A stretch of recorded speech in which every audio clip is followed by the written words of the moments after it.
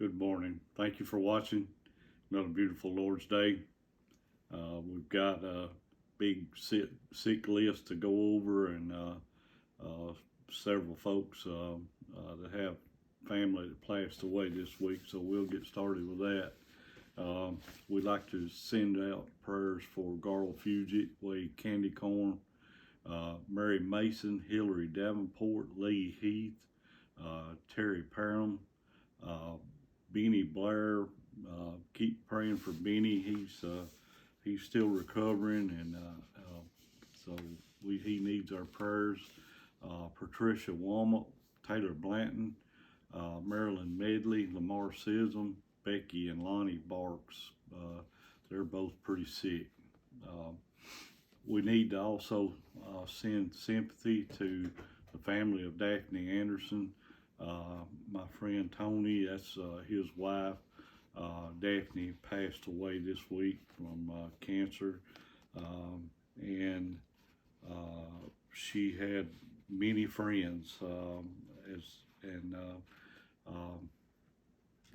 she was a well-loved person, very soft-spoken, and my friend Tony, he's a great guy.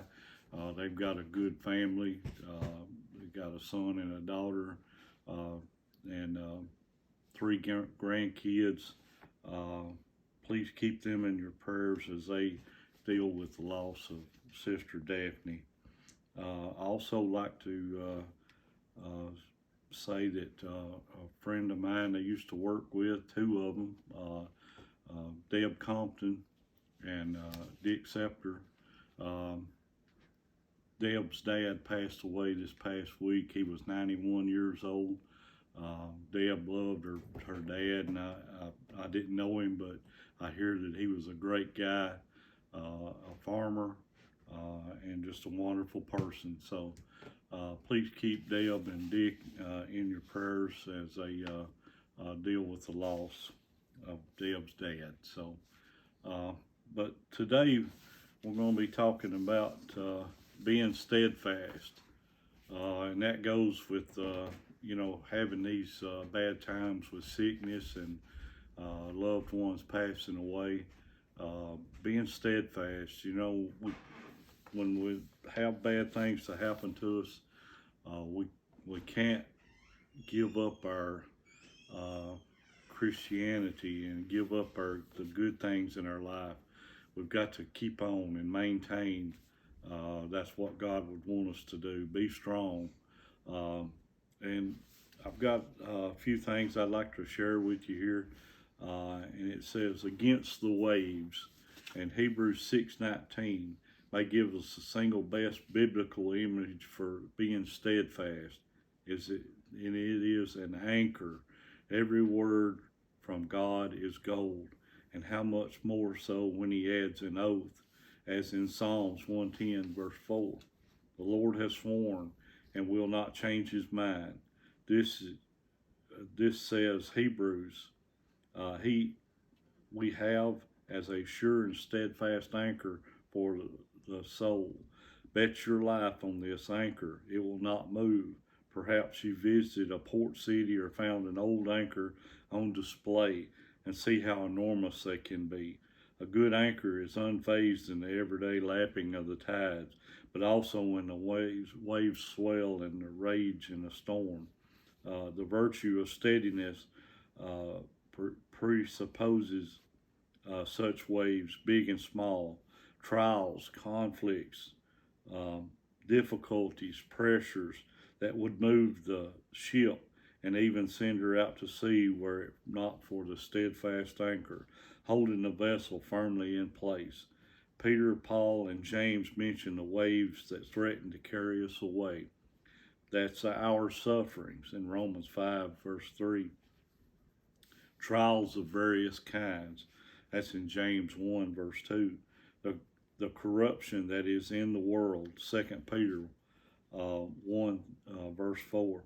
Steadfastness isn't a virtue that shines in comfort, but in conflict, under trial, in persecutions, afflictions, and sufferings. So, I'm reminded of the house, building their house on the rock, versus building it on the sand.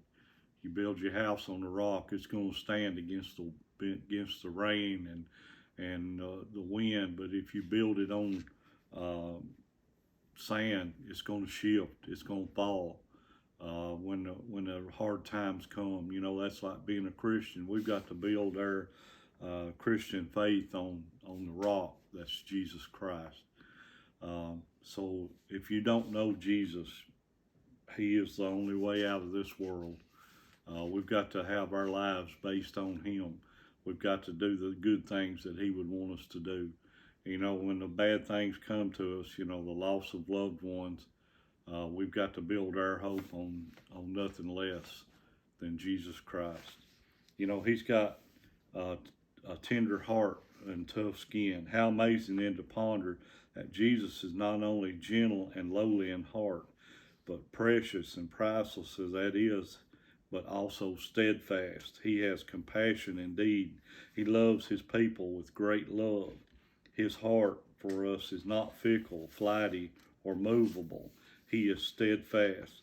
So like Paul, we celebrate not only the meekness and gentleness, but also the steadfastness of Christ. Not only is He tender with a heart that is warm and soft for His people, but He is also tough, thick-skinned, and able to keep that heart through fire with the strength and grit to persist in loving His people. So we've got to maintain, we've got to be steadfast. We like things that are steadfast. We like things that are steady. I remember having to drive an old tractor down the road, and that thing would just wobble all over the road. And they've got cars now that's got stability control on them. They're very stable.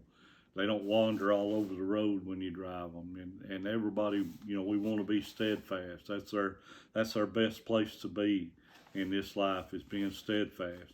Don't go with everything that comes down the road. Don't be misled by people that tell you the things that are not right. We've got to be steadfast. And we've got to be steadfast, we've got to know the Bible. We've got to know what Jesus wants us to do. And we've got to be steadfast.